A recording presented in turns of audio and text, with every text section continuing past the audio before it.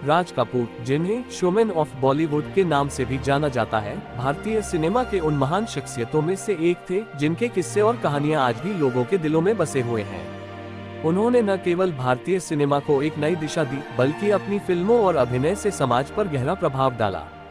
उनके जीवन के कुछ मशहूर और दिलचस्प किस्सों पर नजर डालते हैं।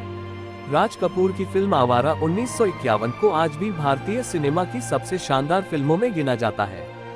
इस फिल्म का एक किस्सा बेहद मशहूर है। कहा जाता है कि राज कपूर फिल्म की शूटिंग में इतनी गहराई तक चले गए थे कि एक दृश्य में उन्होंने पानी से भरे हुए गटर में खुद कूदने का फैसला किया ताकि सीन वास्तविक लगे। ये उनकी काम के प्रति ईमानदारी और परिश्रम को दर्शाता है। यह उनका समर्पण ही था कि आवारा सिर्फ भारत में ही नहीं बल्कि अंतर्राष्ट्रीय स्तर पर भी मशहूर हुई। राज कपूर की फिल्मों में अक्सर उन्हें नंगे पैर या फटे हुए चप्पल में दिखाया गया है। असल में राज कपूर अपने किरदारों के माध्यम से समाज के उन तबकों की समस्याओं को दिखाना चाहते थे जो अभाव में जी रहे थे। उनकी फिल्मों में दिखाई देने वाले ये प्रतीक उनके गरीब किरदारों का सच्चा प्रतिबिंब थे। फिल्म श्री 420 में राज कपूर का चप्पल पहने और नंगे पैर चलने का अंदाज आज भी लोगों को याद है। राज कपूर और नरगिस की जोड़ी ने भारतीय सिनेमा को कई हिट फिल्में दी, जैसे बरसात, आवारा, श्री 420। इन फिल्मों के दौरान उनके बीच एक गहरा प्रेम संबंध बना। ये जोड़ी न केवल पर्दे पर बल्कि असल जीवन में भी बहुत चर्चित थी। राज कपूर पहले से शादीशुदा थे, इसलिए नरगिस के साथ उनका प्रेम विवाह में नहीं बदल सका। लेकिन उनकी प्रेम कहानी ने उनके रिश्ते को हमेशा के लिए यादगार बना दिया। नरगिस के साथ बिताए पलों को राज कपूर ने अपनी कई फिल्मों में समर्पित किया। राज कपूर ने अपनी पहली बड़ी हिट फिल्म बरसात 1949 का पोस्टर कुछ इस तरह से डिजाइन किया था कि उसमें उन्होंने खुद और नरगिस को एक दूसरे के गले लगाते हुए दिखाया। ये पोस्टर उस समय के लिए बहुत बोल्ड था और लोगों के बीच खूब चर्चित हुआ। राज कपूर ने इस पोस्टर के जरिए न केवल फिल्म का प्रचार किया बल्कि नरगिस के प्रति अपने प्यार को भी इजहार किया। इस पोस्टर को आज भी क्लासिक बॉलीवुड पोस्टरों में गिना जाता है। राज कपूर को संगीत का बहुत शौक था। उनकी फिल्मों के गाने आज भी अमर हैं। उन्होंने शंकर जयकिशन जैसे संगीतकारों के साथ काम किया जो उनके सबसे पसंदीदा थे। राज कपूर अपने गानों के चयन में बेहद खास थे और हर गाने की धुन और बोल पर खास ध्यान देते थे। मेरा जूता है जापानी जैसे गाने में उन्होंने अपनी फिल्मों के संदेश को इतनी सरलता से पेश किया कि लोग उस गाने में ही फिल्म की पूरी कहानी समझ सकते थे। राज कपूर और उनके पिता पृथ्वीराज कपूर के बीच रिश्ते काफी जटिल थे। राज कपूर को स्वतंत्रता और अपने तरीके से काम करने का जुनून था, जबकि उनके पिता अनुशासन और परिवार के प्रति जिम्मेदारी में विश्वास करते थे। एक बार राज कपूर ने आवारा के लिए अपने पिता को एक महत्वपूर्ण भूमिका के लिए साइन किया। जब पृथ्वीराज कपूर ने शूटिंग के लिए देर से पहुंचने पर नाराजगी जताई तो राज कपूर ने कहा, पापा, यहाँ आप मेरे पिता नहीं बल्कि एक कलाकार हैं और मैं निर्देशक हूँ। ये वाकया उनके रिश्ते के प्रोफेशनल और पर्सनल पहलू को दर्शाता है।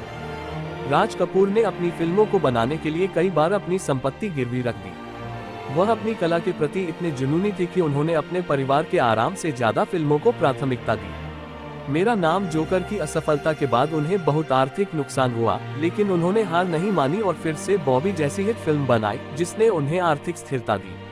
मेरा नाम जोकर 1970 राज कपूर का सबसे महत्वाकांक्षी प्रोजेक्ट था, जिसमें उन्होंने जीवन, प्यार और हंसी के बीच के गहरे संबंधों को दर्शाया।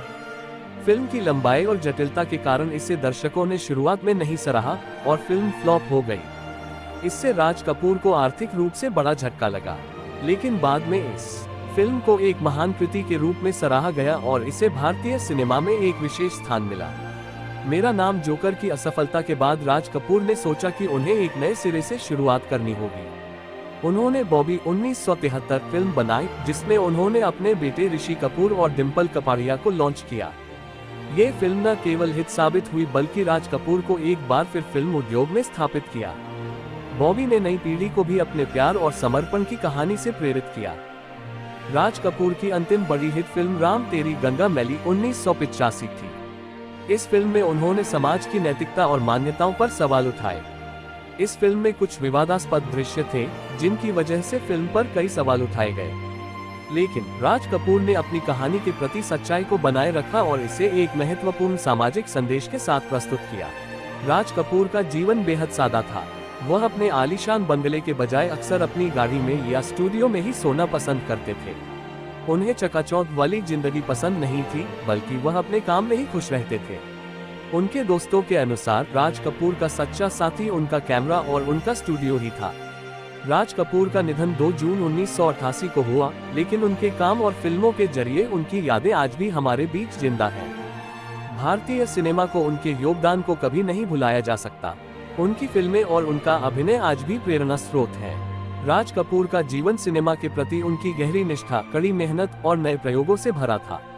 उन्होंने भारतीय सिनेमा को एक पहचान दी और उनकी फिल्मों ने सामाजिक और सांस्कृतिक बदलाव लाने में महत्वपूर्ण भूमिका निभाई।